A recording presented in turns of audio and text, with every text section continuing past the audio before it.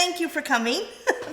My name's Anadia De Silva Kilgore. I'm from Personal College Counseling, Inc. It's a company I started several years ago to really help with college planning for the high school students and their parents. I actually started this business as an outgrowth of my law firm. I'm a bankruptcy attorney by trade, and I really just got tired of seeing people having bankruptcy cases with massive student loan debt that we couldn't get rid of. So I started delving a little deeper into why. Why do you have this much school debt, and it impacts everything else you can or can't do. So there's definitely a better way to go about this whole process. For me, I think there's 3 very important prongs you want to hit for your student. I think for them to be successful in college and beyond, you need to find that best fit school. And when I say best fit, I mean academically, it's got everything they want.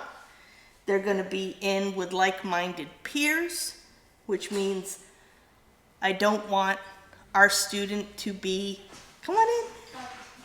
You don't want your student to be the dumbest kid on campus, and you don't want them to be the smartest kid on campus, because part of what they're going to get from that whole experience is collaborating with their peers, working and networking with their peers and professors. So you want them to be in a good mix of kids, but also stand out where they can.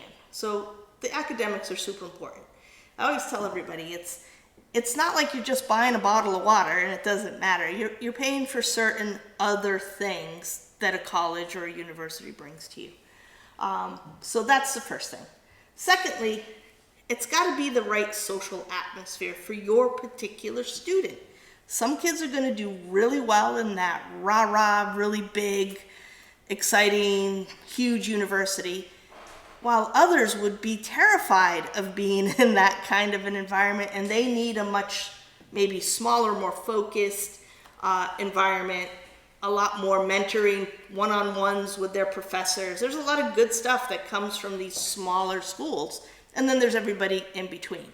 So I always liken that to, like, if you have a flower, does it need sunshine or shade? You know, you got to kind of figure that out about the kid and put them in the right spot so they can go down the appropriate pathway once they're there. And then third, but not least, is the financial aspect. It's expensive. Even your local public schools are expensive. So you want to get the best return on investment. And that's different for every family.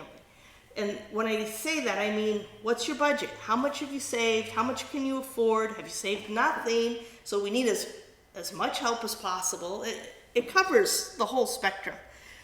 And for me, I want everybody to land in that spot where your net cost, which is very different from your published cost, is on target for that family, because it's really a unit. I don't want the kids to borrow more than the guaranteed student loans. So if they do that, they will graduate with a total of $27,500 in debt. And I have that in the folder that breaks it out. Actually, if you could give that to, thank you. There's just a few little handouts in there. And that's important because those loans are meant to be paid off over a prolonged period of time at a good interest rate. And there's programs where they can adjust the payments based on what the kids are earning when they first get out of school, so it's not meant to be a burden. The problem is there's no limit to what you can borrow in the private market. So when you go beyond the guaranteed student loans, that's where you start getting into problems, okay? So you shouldn't have to do that. You want to get it to the net number after aid that the parents can afford, whether they're on a payment plan or they have it saved up in a 529, or, you know, they have other sources of funding that they can use. But the goal is not to overfinance. Some borrowing is okay. Too much borrowing, you become my bankruptcy clients. Not okay. So let's not do that. So all of this really, for me, starts early in the high school process. So if you want to think about it, high school is where you're setting the foundation for everything else that's going to come. So the student, from my perspective, Their job, their primary first level job, is just to be the best student they can be. And that, again, is going to be different for different kids. I work with kids anywhere from like a C plus GPA to 4 point whatever GPAs. Now, of course, there's going to be different options available to these kids based on academically where they're coming in at, but that's okay. You focus on what's going to work for that kid, okay? So in high school, you start to set that trajectory. Think in your mind, every grade, everything they're doing, all contributes to dollar signs later. That's how I see it. So it's important that they do as well as they can.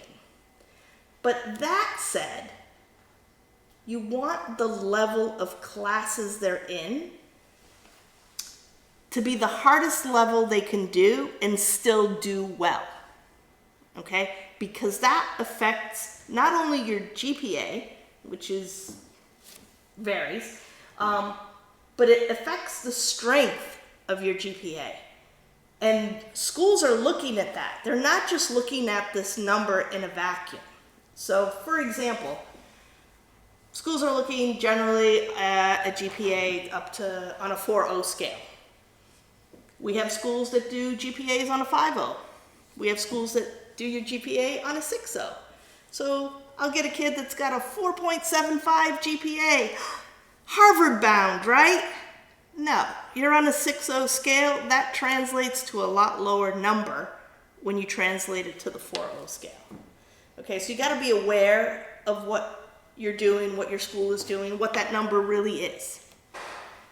But aside from that, I want to see my kids get as close to straight A's as they can if possible. And I'd rather see that in whatever's challenging them. So this causes a lot of friction sometimes with kids and parents. What classes do I take, not take? What's better for me?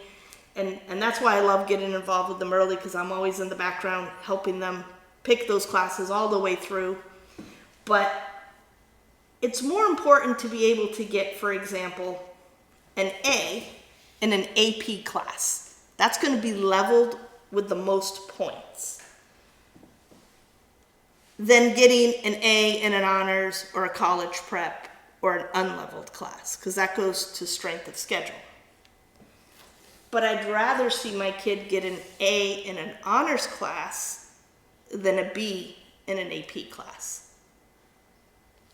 You haven't helped your GPA there, and you've shown that maybe this class is a little bit too hard for you, whereas you could maybe nail it in the one that's honors, and so on.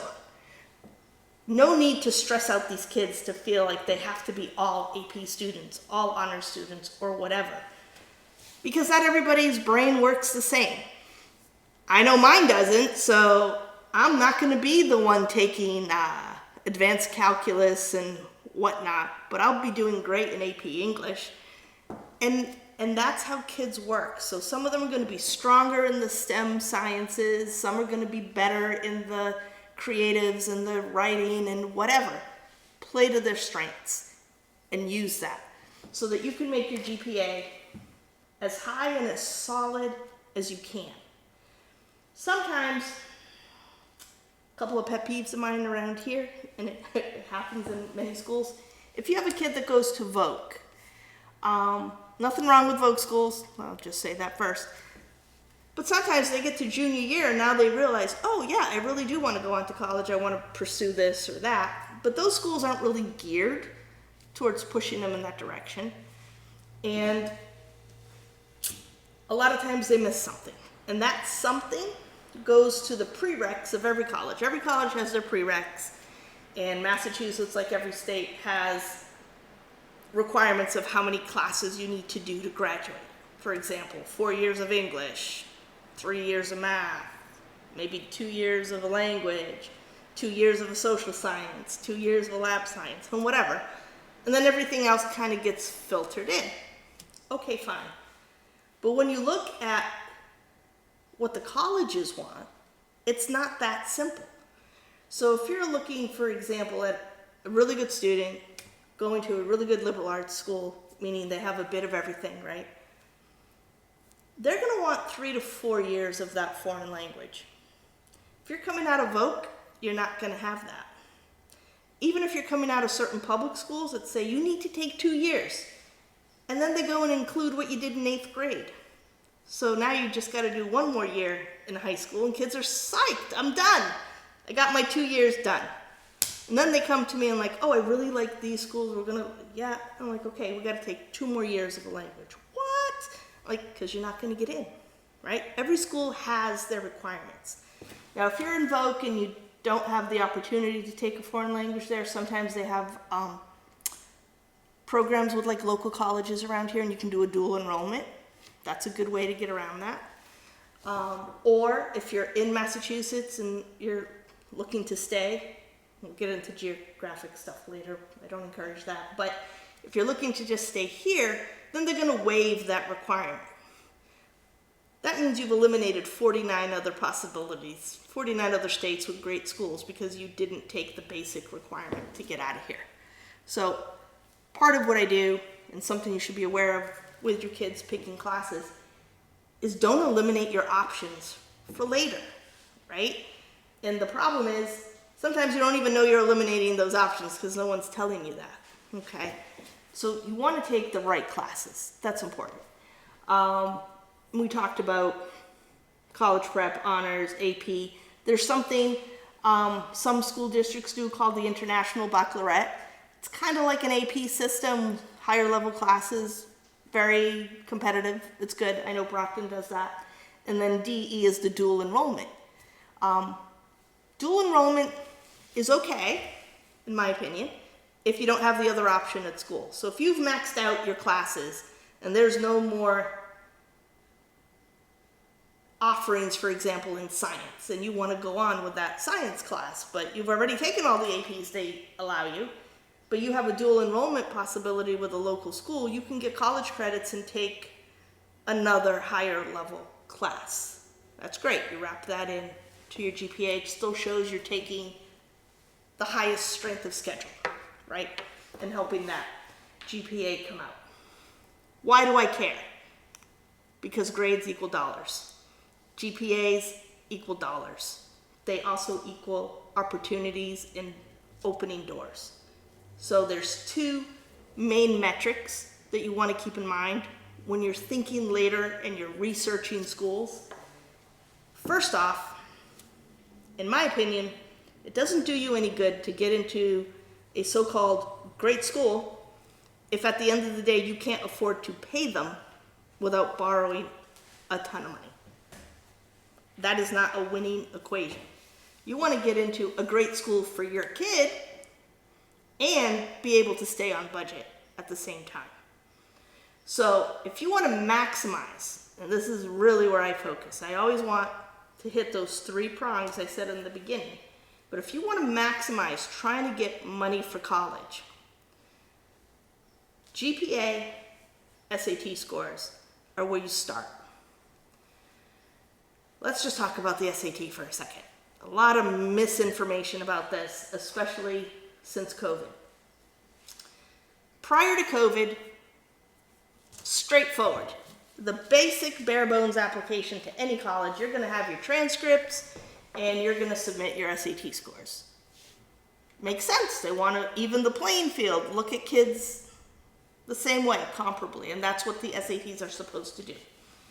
Then COVID came, and kids couldn't even get into test centers. They couldn't get SAT scores. It was impossible.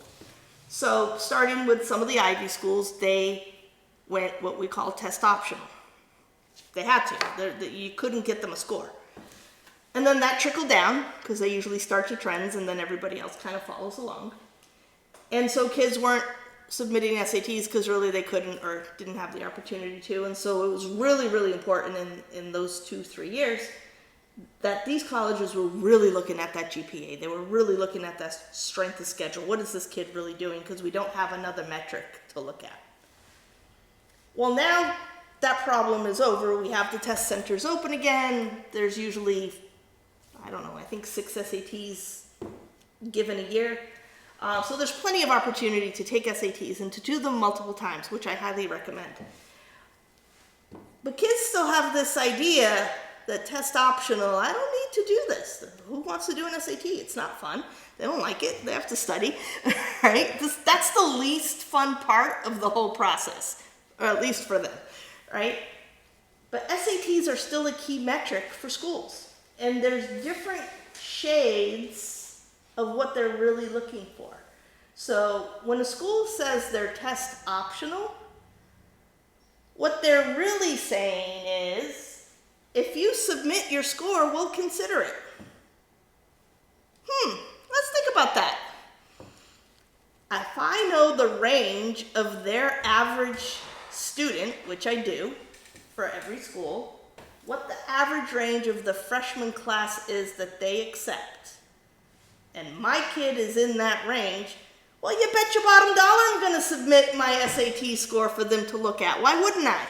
Because if I don't, it's almost like you're telegraphing, I'm not in your range. Please just look at my GPA, which is awesome, right? But I don't test well. Okay, if you have to, that's an option. Not ideal. For me, I think you're going to get the most money, especially when we're talking merit aid, when you can show a school you're at or better than their average bear. That means I want you to be at or better on their average GPA, and I want you to be solidly in their SAT range. At the very least, standing out on one or the other. If you got neither, you honestly have no business looking at that school. Because if you get in, you're not getting any help. And the chances of getting in are going to be slim. Okay, so you want to be the kind of student that they want to get. So when we say best fit, that goes both ways. What do they want to get? It's not just your kid's wish list. It's what are you bringing to that college? Because they have an entire student body to fill in with different attributes. Your one kid does not have to be an expert in 10 different things. They don't have to play 4 sports and volunteer and be a rocket scientist all at the same time, right? But they should be good at something. They should have an interest. They should bring some personality with them to whatever school they're going to. And what I want is that school to value whatever it is that student's bringing. And when I say value, I mean money. I want them to give me money because I am a fencer, or I'm really good at LARPing, or maybe I love musical theater and I want to be in your programs. Whatever it is, I don't care. You're a good volunteer and they have civics honors programs and they give you some scholarships for being in that. Fantastic. What is it that attaches you to that school that they value? Okay? And are you in their range? If you're not in their range, why would they incentivize you to come to them? Think about that. They are always trying to improve, to diversify, to do whatever it is that's important to them. So SAT is still important. But you have some schools, their philosophy and policy is different. And this is relatively new. But you do have some schools out there that are test-free. That is not the same thing as test optional. If a school says they're test-free, it means don't send us your SAT score. We're not going to look at it. It's not part of the evaluation. Not a ton of those around, but a really good one around here is, for example, WPI. Fantastic school. I don't care about your SATs, but you better be knocking it on that GPA and doing really good in the STEM classes because your SAT is not going to help turn the corner for them. They're not going to look at it. So is it helpful or is it harmful? Depends where you stand out, I guess. But you need to know that philosophy. And then, now with the Ivies again starting to set the tone, MIT being, well, they're technically not an Ivy, but might as well be, started the swing back on tests required. Why? Because you got to be really good at math to go to MIT. Duh. So they're realizing that we like having that SAT metric to compare and see how these kids are doing. That's trickled down now to the other Ivies and so on. So I expect over the next couple of years that pendulum to kind of come back to middle. Okay?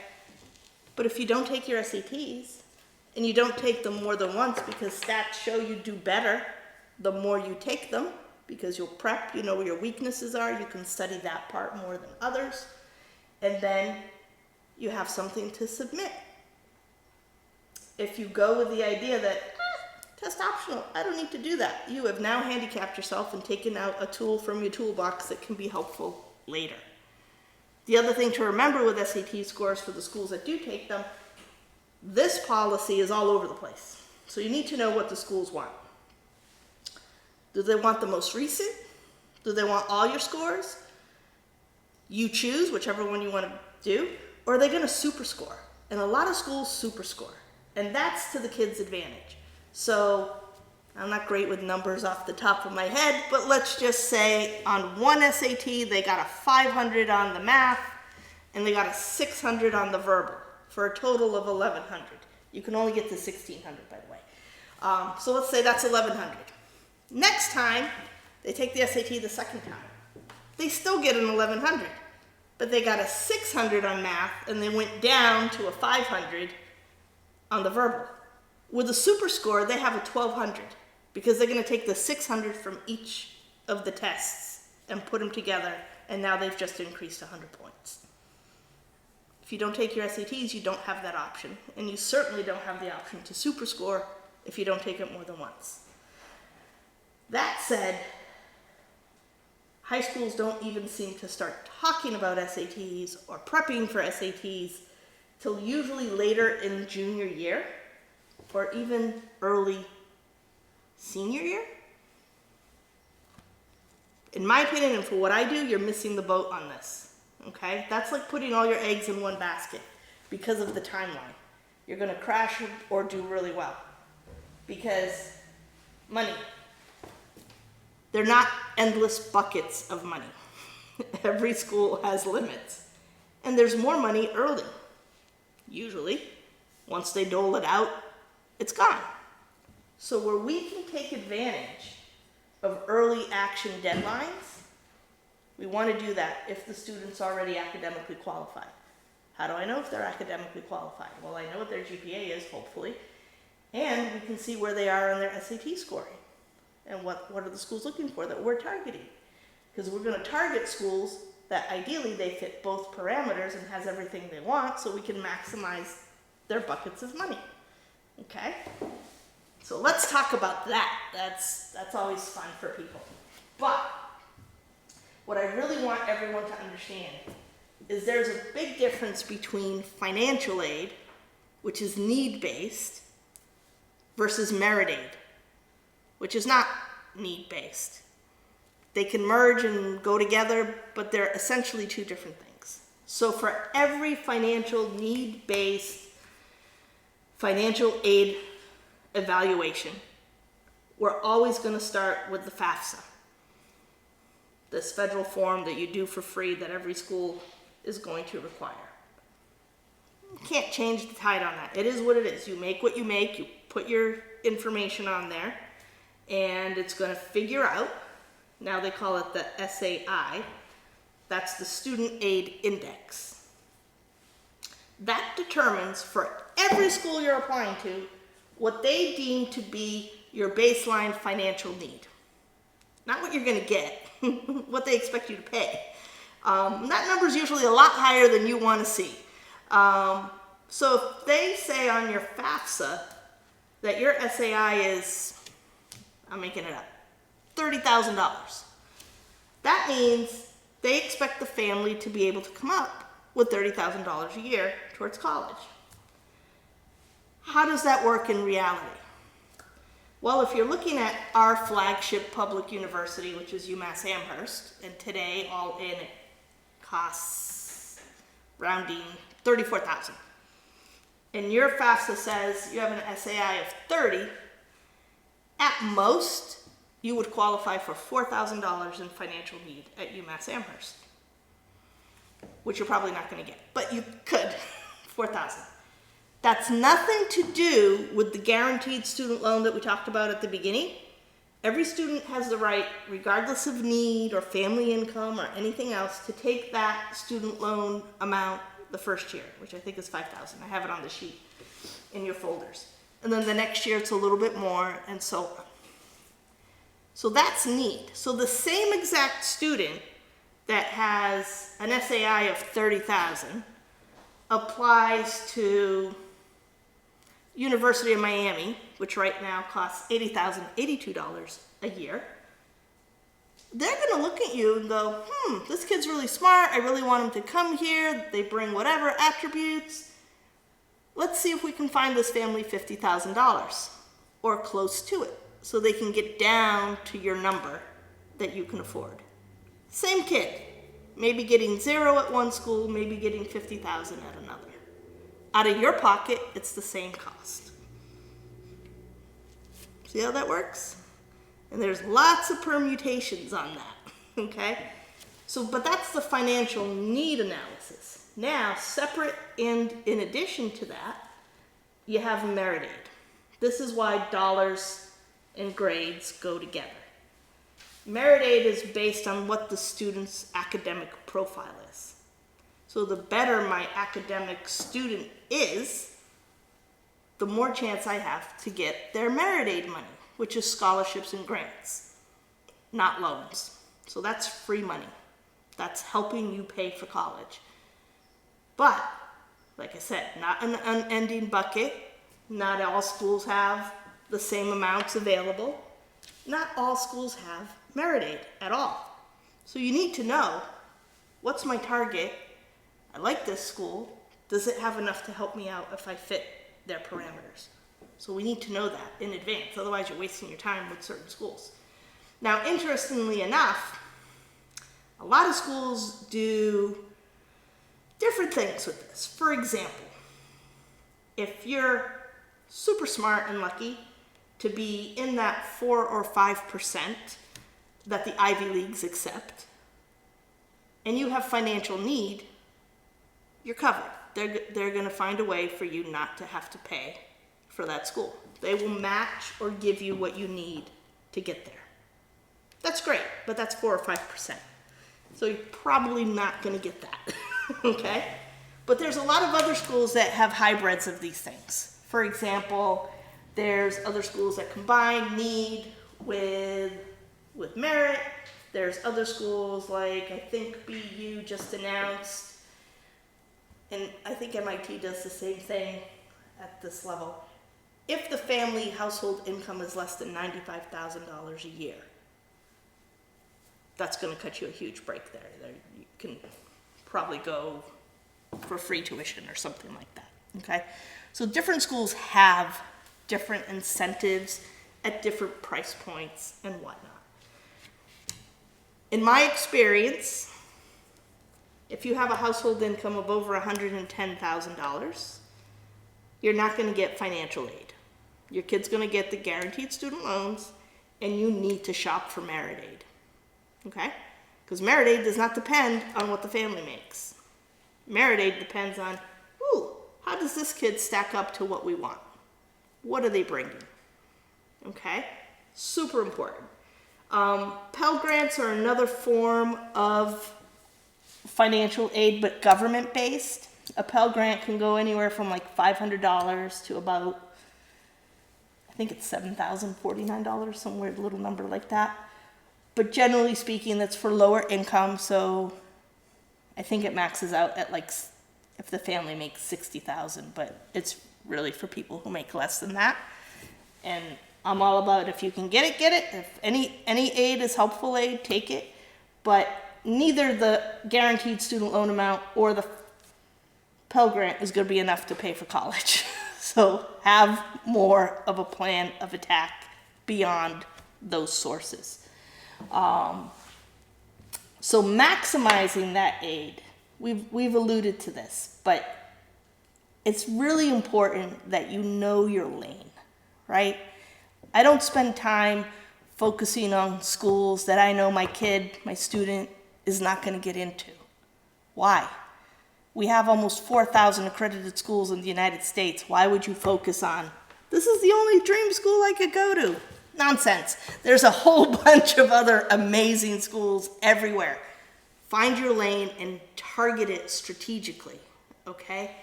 There's different things you're bringing. We talked about a little bit about their interests, their involvement, sports, all of that stuff's great. It might not necessarily get you more money per se, but it can be, I look at this stuff as all tiebreakers. It can be the thing that gets you in to this place or that place, assuming everybody else is equal.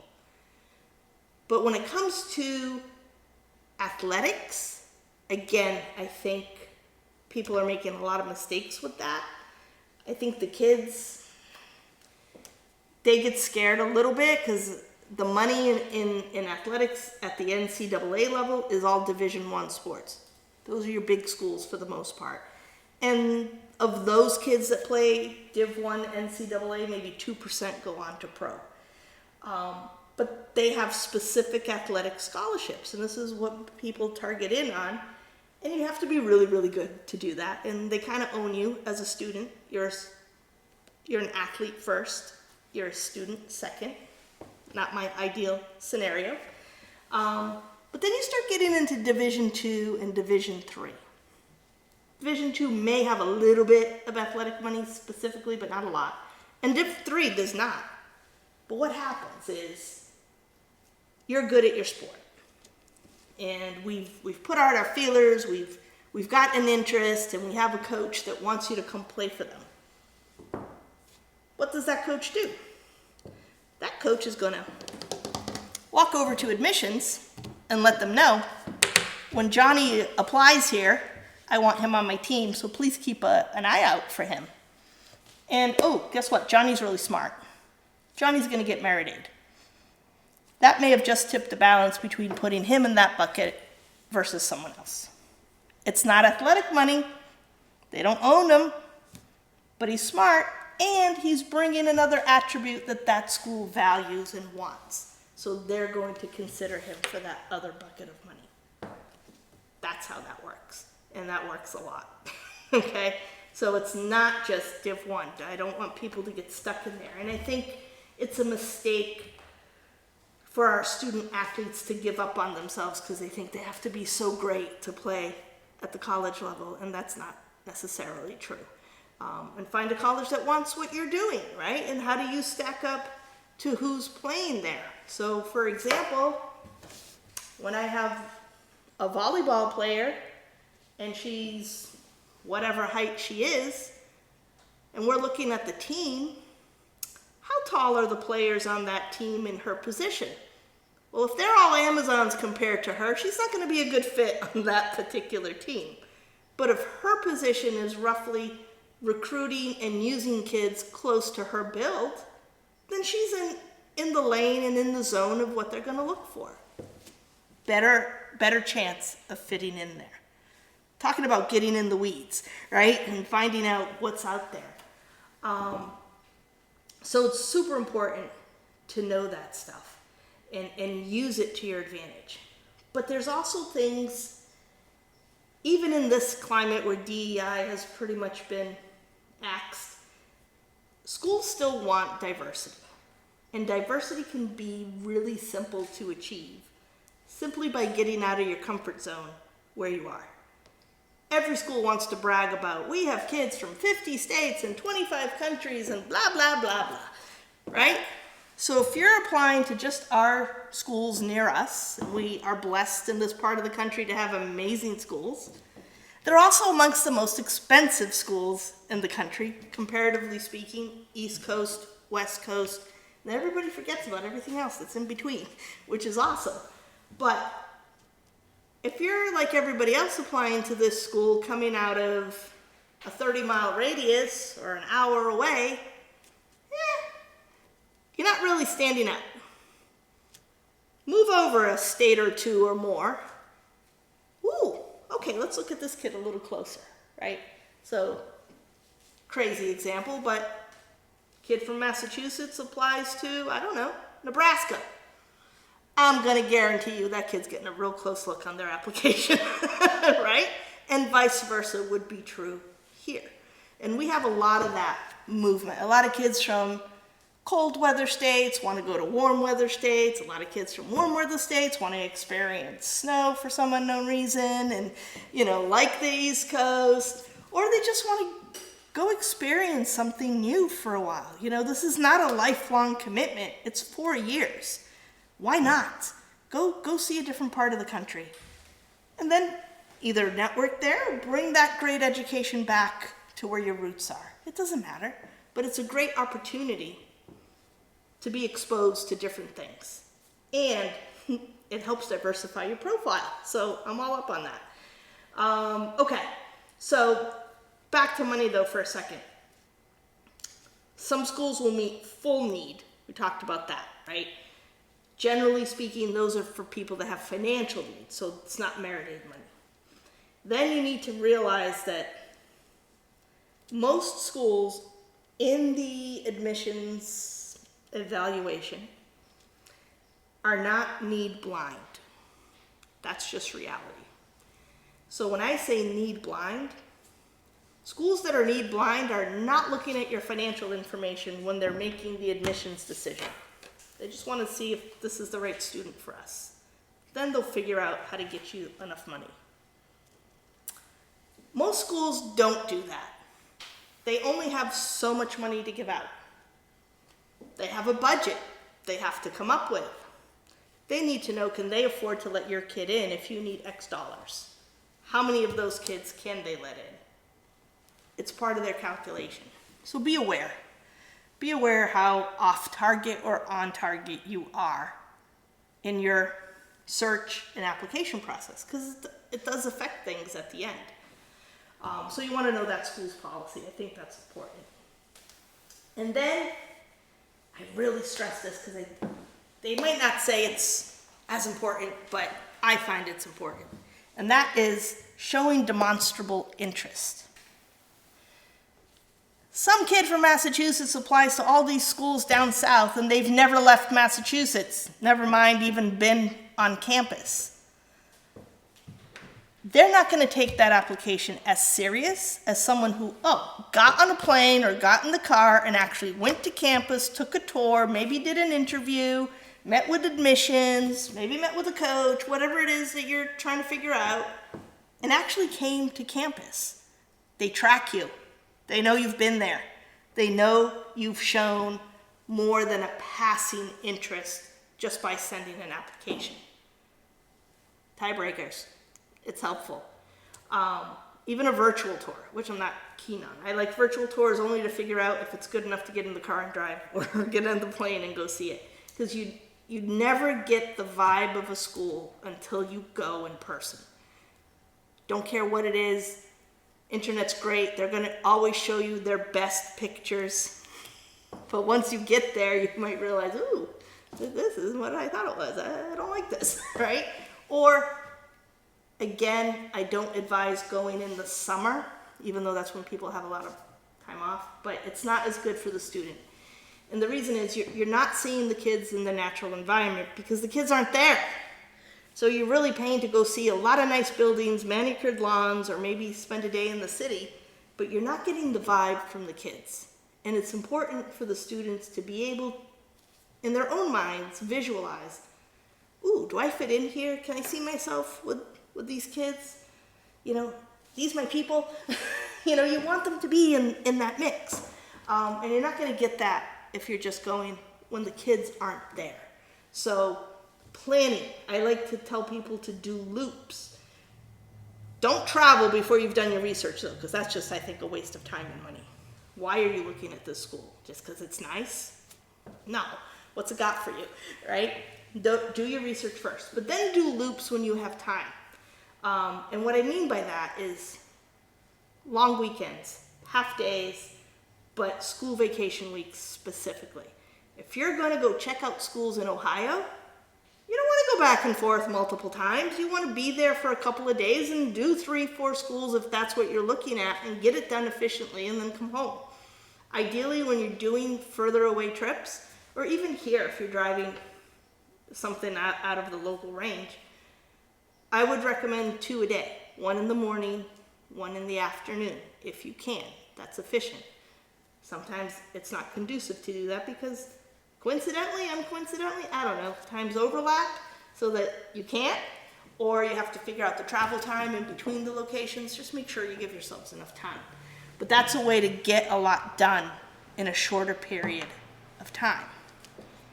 I personally am of the opinion that if a school is too far away for you to make plans to go visit it, realistically, you're not going to go there. So let's not talk about that. If you're not willing to put the time, effort to get yourself on campus, this should not be someplace you're focusing on. That's just reality, okay? Because I always get kids, oh, California, blah, blah, blah. Okay, you guys gonna fly out there and check it out? Great, I have some awesome suggestions. If they start to hemming and hawing about, then take that off the list. It's not gonna happen, right? There's a whole bunch of other stuff to look at. But that demonstrable interest, get out there, visit these schools, do your admissions interviews. With sports, really important to start as early in high school as we can so we can target and then generate interest for recruiting. And that's hard to do. We do it, but it's hard to do.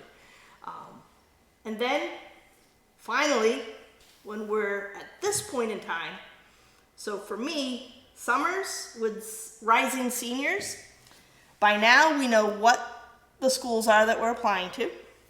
I recommend 10 or less because there's no advantage to over 10. It causes confusion. Kids put stuff on there as, I might as well, and then they don't know why they put all that time and effort. Most of them are going to charge you an application fee.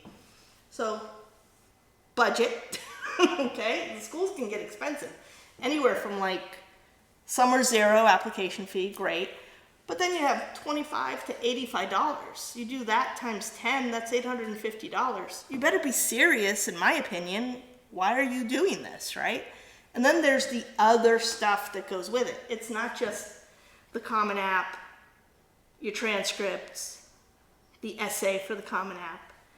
It depends on what programs and what schools you're applying to. They could want a whole bunch of other stuff, and you need to know what that is, and that's very time consuming. For example, right now I have a student that is really into musical theater. That's her passion.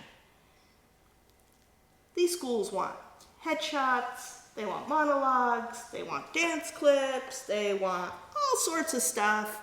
And oh, by the way, the earliest deadline yet that I've come into play here, by September 15th for a couple of these schools, she has to have her stuff in so they can decide if she's even worthy of getting an audition for the program to apply to the school. If you don't know that, you've just missed the boat, right? If you start as a senior, good luck. So there's just so many of these early dates in there that you want to know how to take advantage of them. Especially more competitive schools have more stuff to do, right? It makes sense. But then again, you want to use and take advantage of their application strategies and policies. We already talked about early action. If you're qualified, you got your stuff together, and you're going to meet that date, early action is where the game is, all right? If a school offers that, do it. Now, if you have a student that still is trying to bump up that GPA maybe a little bit, needs to get that next semester's grades in there to really maybe help a little more, then maybe we don't do early action, right? Or maybe they want to take that SAT one more time, see if they can bump it up because they have a school on their target that they're just a bit off on and they really want to try. Well, maybe we don't do early action for that one and give them a chance to do some last minute buffing up, right? But for the most part, I'm going to target early action when I can. The one I don't want you to do is early decision, because that's binding. It's a contract.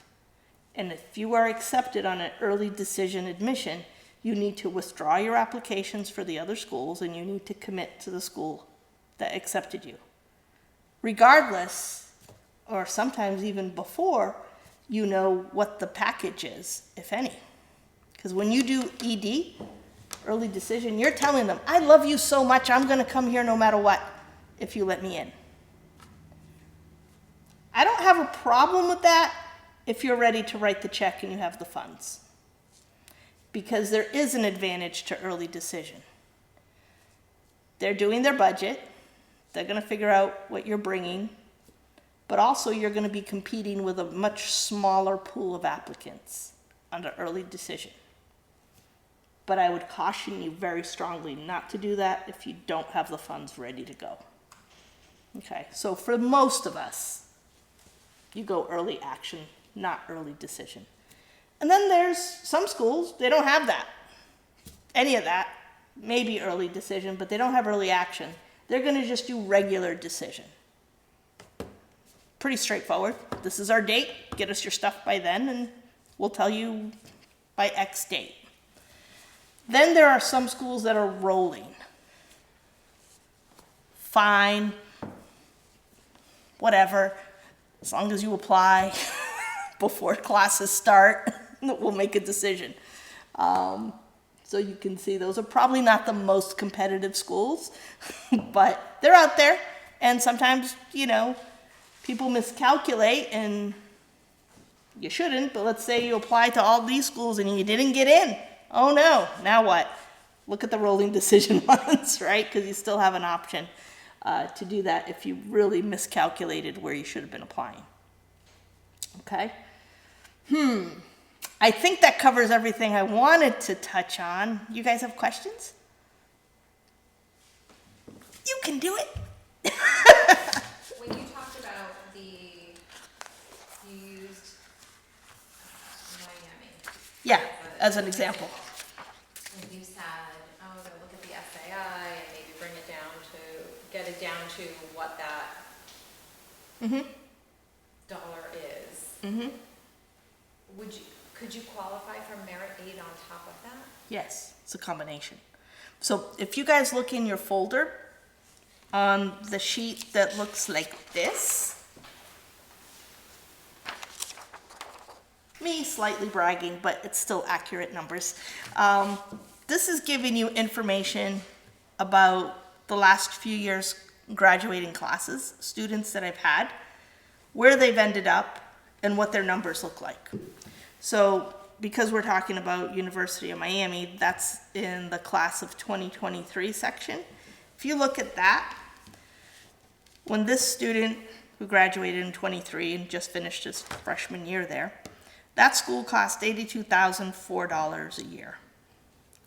He got his guaranteed student loan of $5,500, and he got an additional $63,800 from the school directly. So his parents are paying out of pocket $5,809 to go there. Okay?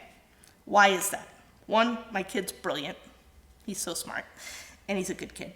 But his parents don't make that much, right? So they had need. And he's really smart. So he has merit.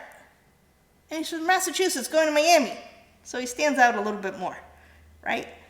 So he had all these nice components coming together to go to his dream school, which ended up being here. But if you look at the next two columns, same kid, he only got $3,200 offered to him from Florida Atlantic. Crazy. Same kid, same merit, same state, both Florida schools. But Florida Atlantic just doesn't have that kind of money to give him. It's that simple, right? Chapman, which was another big contender for him, that's in California. They offered $64,845 a year. Nothing to sneeze at. But the whole package at Miami, even though the sticker price looks crazy, out of pocket, this family is paying less for their son to go to University of Miami, which is a great school, way less than they were going to pay at UMass Amherst. which also came up with a good package, I will say. Not the best, not the lowest, but not better than UMiami. So that's where we are, right? And you can see that plays around in all of these schools that I have here. So it's important to know how they work. But, you know, you can see the percentages, like this year's class of 24, altogether saved an average of 23.67%.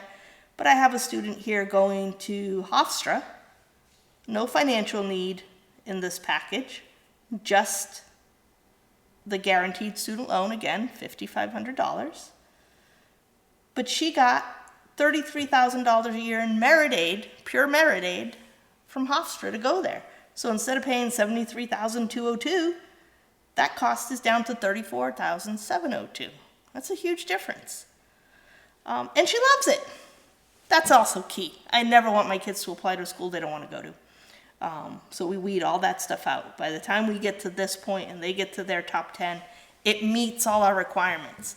They love the academics. They want to be on that campus and participate in that community. And we have a very good idea that we can get that net price down to the goal for the family. If it doesn't meet those three things, it doesn't make the top 10. Okay? But I printed this out just so you can see how varied these numbers can be. The percentages are really big sometimes, and other times they're not, because it's not all just about the money necessarily. So look at this kid from 2024. She loved UNC Charlotte, really wanted to get out of snow, right? And she was not really standing out on those metrics I talked about, but she's bringing other attributes, and she's a good student, and she's coming far away and all that. But she didn't get any merit aid there. She only got the guaranteed student loan. That still makes UNC Charlotte less expensive than UMass Amherst. A couple of years ago, same thing. I had a kid go to Florida Atlantic. $28,502. Only a $5,500 student loan, no merit aid. But with that, her net cost is $19,910. That's less than she would have paid to go to UMass Dartmouth, which also gave her a $2,000 scholarship and still wasn't going to be cheaper than going to Florida Atlantic. Oh, and by the way, she wants to be in palm trees, so yeah, made more sense. But you take the big picture and you look at what are these kids, what is this family looking for? So that's why I didn't want to just show percentages or just show dollars. It's more intricate than that, and what are you looking for too? But it's amazing how sometimes you can go to an out-of-state public school and pay less than you would have paid for our in-state public school. And people are making these decisions not on facts, but just on misperception that, oh, the cheapest option for the best school is going to be to just stay in state public. And that's just not true, right? Or we can't afford these big, expensive private schools. They're crazy on the numbers. And I'm like, well, I can show you that's not true either. It all depends on the kid and where your numbers are and all of these factors, how they play together. So it's important to make informed decisions, do your research, start early, and then get to where you want to go. So I think I answered your question. Any other questions? How many times do you recommend they take the SATs, even if they do well? That's a very good question, because I get the question always like, what's a good SAT score, right? And I'm like, depends where you want to go, right? I'm not here to turn kids into SAT test machines. I want them to do the best they can and give themselves a chance to improve. But in reality, they tend to plateau after that third shot. I'm not expecting that number to move a lot more. So I would say at least twice, and maybe a third time if they're not quite at where they want to be for maybe a particular school that they'd like to include in their list. Okay? But once you get into the zone of the schools you're targeting, that's enough. Stop. Do other things, right? Because it's time consuming. And it's stressful for them. So, you want to take advantage, do as best as you can, but don't get just fixated on that. My approach is to find the schools that fit to them instead of trying to force feed them down some path that it's outside of their zone that they should be in. And that's okay. Like I said, we have so many options. There's no reason to make a kid feel like, oh, if I can't get in here, I'm a dummy. But you get kind of this stuff in the schools, like, oh, my friends are all applying here or there. Maybe I should be doing this or that. And I'm like, what's that place got for you? If they can't answer that question, why are you worried about it? Right? So that's my answer. As many times as they want, but really 2 to 3, I think, is more than enough of an accurate representation of where they're going to end up, assuming they're studying and prepping, right? When they get their SAT back, do they see where they didn't do well? Not per question, but by section. So it's a composite score that's broken in 2 sections. They have the verbal and the math. So if you have a disparate number, like you're way better in the math than in the English, the next time study more for the English part, or the converse, right? I really recommend Khan Academy, which is free, and they can do test prep, on that online. But there's also a lot of tutoring people and places out there, and it all kind of depends on the kid and what works best for them, and what do you want to spend or not spend time on. For me, like I said, I'd rather be working with the student and taking them where they're at and using that information to move them towards places they should be looking at. So I don't want to put a square peg in a round hole. I don't think that makes anybody happy.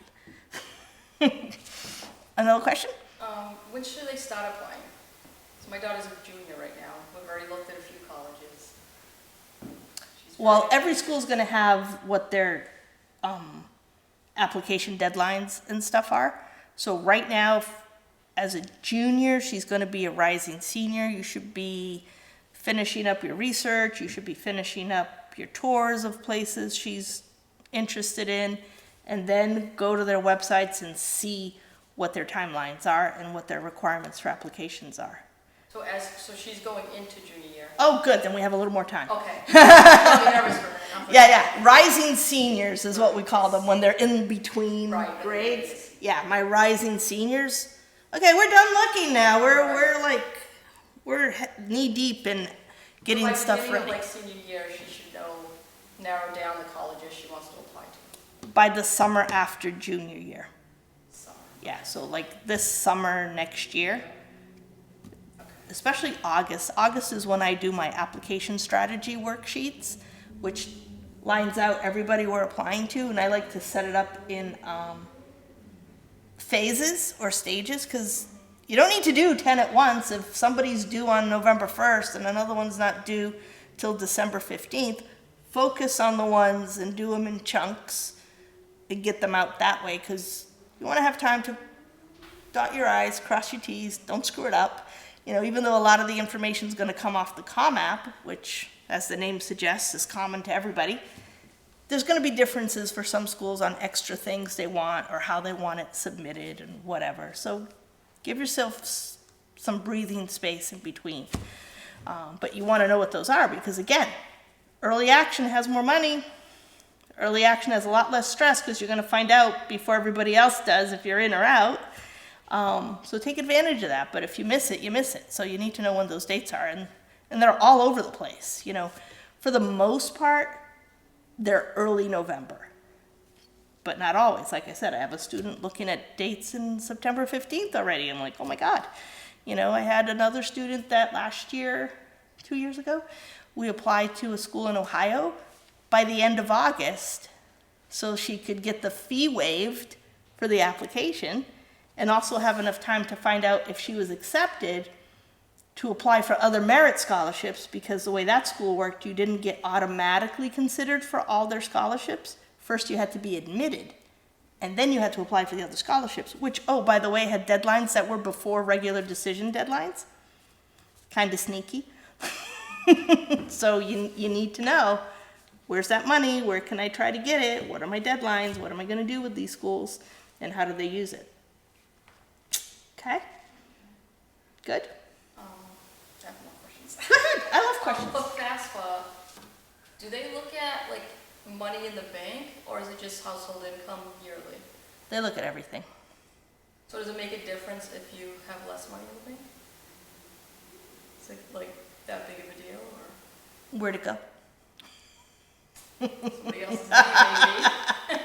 Yeah, you run into issues if you try to like get sneaky or hiding assets and stuff, because then things don't make sense. If someone's making X, they're Right, going where to is it? assume you should be able to have a little bit of Y and Z over here or other things like that.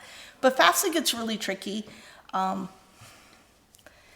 This year was an absolute disaster, and it really affected kids that had financial need, because the government totally messed up the new FAFSA form, supposed to be easier and better. Yeah, that didn't happen. Not overly optimistic that it's going to be completely fixed for this application cycle either, but nonetheless, divorced families, single parents, the FAFSA can get tricky on that, and some of the rules have changed on how to report incomes, who's filling it out, stuff like that. So you got to be aware of what they're really looking for. But the idea is that it's not supposed to be really hard, but for that purpose, make sure you're filing your tax returns on time every year and not on extension, because the FAFSA opens up October 1st. And again, early, better, more access. So you want to do your FAFSA early in that senior year.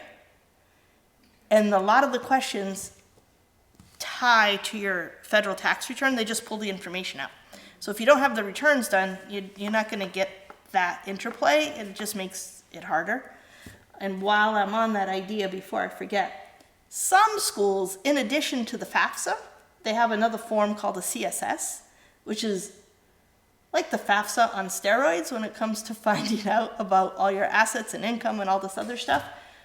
But if you don't fill this stuff out, you get eliminated from the money pool. So regardless, in some schools, they're not going to consider you for merit aid until they know they've eliminated you from the financial aid type scholarships. How can they do that? They can't do that if you don't do the FAFSA, and if they require a CSS, you need to do that too. Okay, so it's important. Higher income families make that mistake all the time. They're like, oh, I'm not going to get anything. Why should I bother filling out the FAFSA? Well, because you might not be considered for other things if you didn't fill it out. So always fill it out, no matter what. And you're going to do that form every year while they're in college.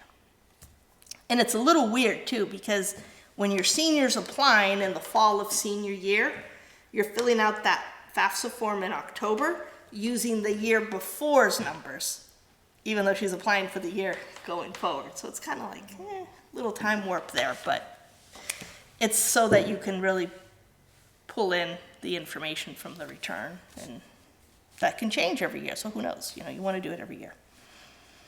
Okay? Last question. All right. You mentioned admissions interview.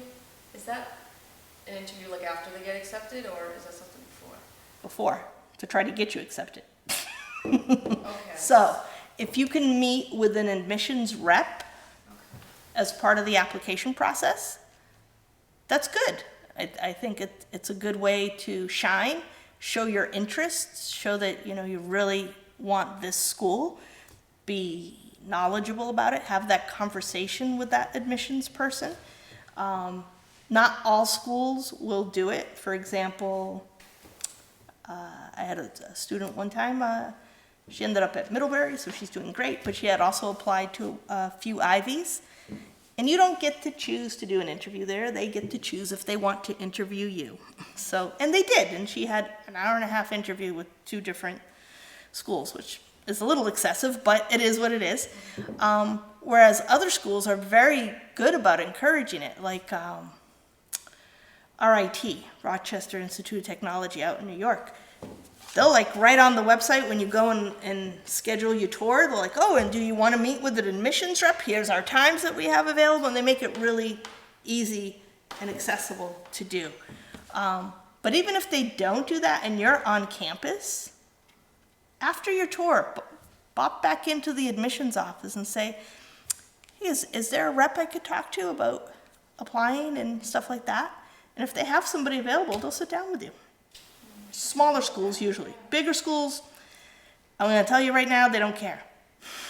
Okay? The bigger schools, unless you're doing recruiting for a sport or something like that, they have way too many applicants. So they're more concerned about screening. Where's your GPA? Where's your SAT? Maybe bundle, yes bundle, no bundle. Next. Until they weed it down to where they need to be. Smaller schools are going to probably pay a little bit more attention to you, and they're also going to read those essays more closely. UMass Amherst has come out and said, that's great, you all have to do your Common App essay. We're not reading them. We don't have time for that. So you better be in the range of where we expect you to be, especially if you're going into Eisenberg, or you're going into the engineering program, or if you're trying to get into the nursing program. They only take 99 students a year into nursing. Don't just pick them. That's little subtleties you want to know about in different schools, because you can have a school with a really high acceptance rate, but the program you may want in that university can have a very low acceptance rate, or only direct admission. This happens a lot with nursing programs specifically.